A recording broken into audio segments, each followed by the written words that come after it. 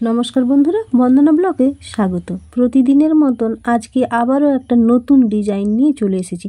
তো যারা সেলাইয়ের কাজে একেবারে নতুন, আমি গ্যারেন্টি দিয়ে বলছি এই ভিডিওটি মনোযোগ সহকারে দেখলেই এরকম সুন্দর ডিজাইন আপনিও বানিয়ে নিতে পারবেন। একেবারে সহজ সরল ভাষাতে বুঝিয়ে দিচ্ছি, কোনো অসুবিধা হবে না। তো আগে থেকে অফ ক্যামেরাতে ব্লাউজের অস্তর কাপড় দুটোই কেটে রেখেছি, অস্তরের উপরে ডিজাইনটা করব।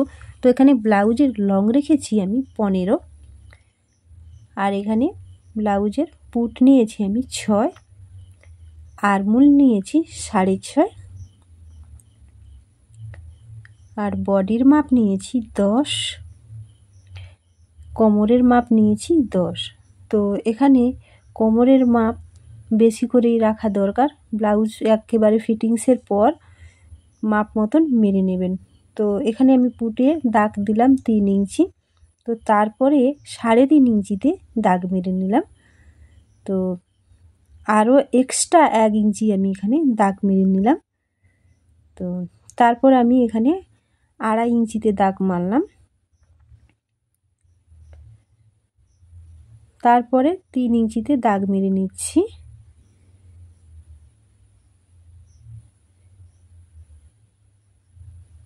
তিন ইঞ্চির পর আবারও 4 ইঞ্চিতে দাগ মারলাম।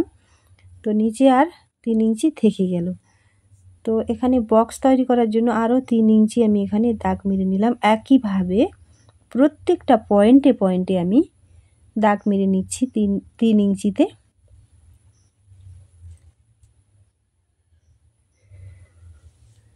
তো দাগ মেরে নিয়েছি, এবার দাগগুলোকে সোজা করে স্কেলের সাহায্যে টেনে নিচ্ছি প্রত্যেকটা পয়েন্টে পয়েন্টে।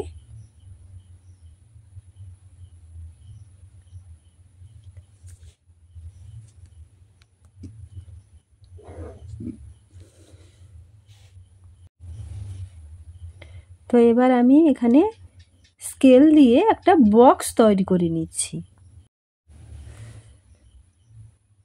তো বক্স তৈরি করে নিয়েছি। এবার আমি প্রথম যে 3.5 ইঞ্চিতে দাগটা দিয়েছিলাম সেখানে আমি গোল শেপ দিয়ে রাখলাম।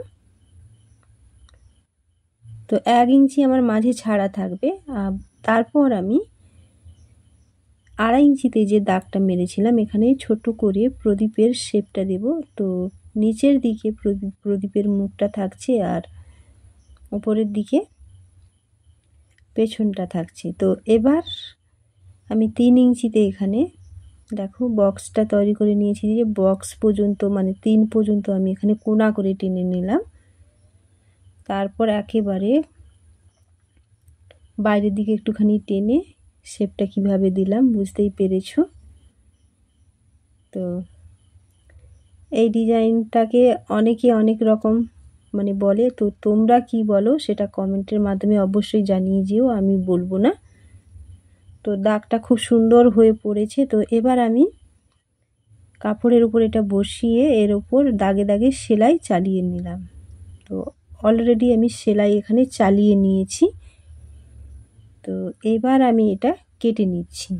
তো 1 সুত সেলাই মার্জিত ছেড়ে আমি বাড়তি কাপড় কেটে এখান থেকে বাদ দিয়ে দিলাম। তো বাদ দিয়ে দেওয়ার পর এটাকে আমি ছোট ছোট করে কাটস লাগিয়ে নেব। তো নিচে আমি কাটস লাগাবো না। এবার আমি কাপড়টা পাল্টি করে নিচ্ছি, সুন্দর করে পাল্টি করে এখানে কোণ তুলে এর ওপর দিয়ে চাপ সেলাই দিয়ে নিচ্ছি।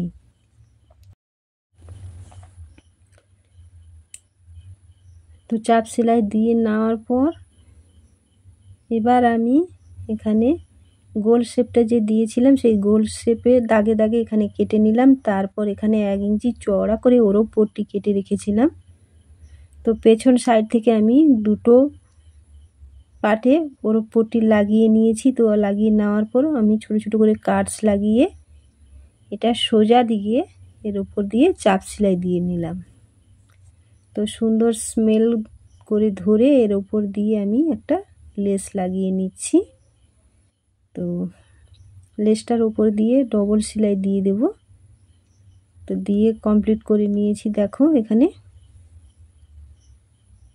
তো আবারও আমি লেসটা কিভাবে লাগাচ্ছি দেখো। এবার আমি নিচ থেকে একেবারে এখানে কোণ তুলে ছোট্ট করে যে ডিজাইনটা, সেই ডিজাইনের মাথাতে এখানে মুড়ে সেলাই করে দিলাম, কারণ আগে থেকে ওপর দিয়ে লাগানো হয়েছে। তো একইভাবে আমি দুটো সাইডে লেস লাগিয়ে নিয়েছি। তো এবার নিচের দিকটাতে আমি লেস লাগাবো। তো তার আগে আমি এখানে দেখো একটু বগলের সাইড থেকে কোনা করে চকের দাগ দিয়ে দিলাম সোজা করে।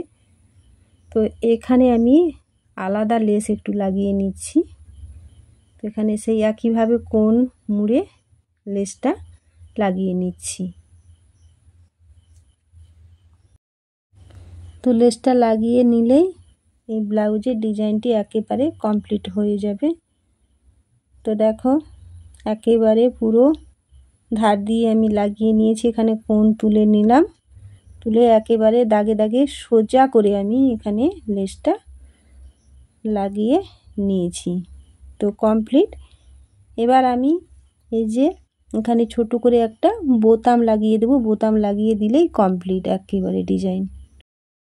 আজকের ভিডিওটি যদি কোথাও কোনো অংশে একটু ভালো লেগে থাকে তাহলে আমার এই ছোট্ট চ্যানেলটিকে এগিয়ে যেতে সাহায্য করবেন, সাথে লাইক কমেন্ট শেয়ার করে দেবেন আপনজনদের সাথে। আর চ্যানেলে যদি কোনো নতুন বন্ধু হয়ে থাকো তাহলে চ্যানেলটিকে সাবস্ক্রাইব করে পাশে থাকা বেল আইকনটি প্রেস করে রাখবেন, যাতে করে নিত্য নতুন ভিডিও দেওয়ার সাথে সাথে আপনাদের কাছে পৌঁছে যায়।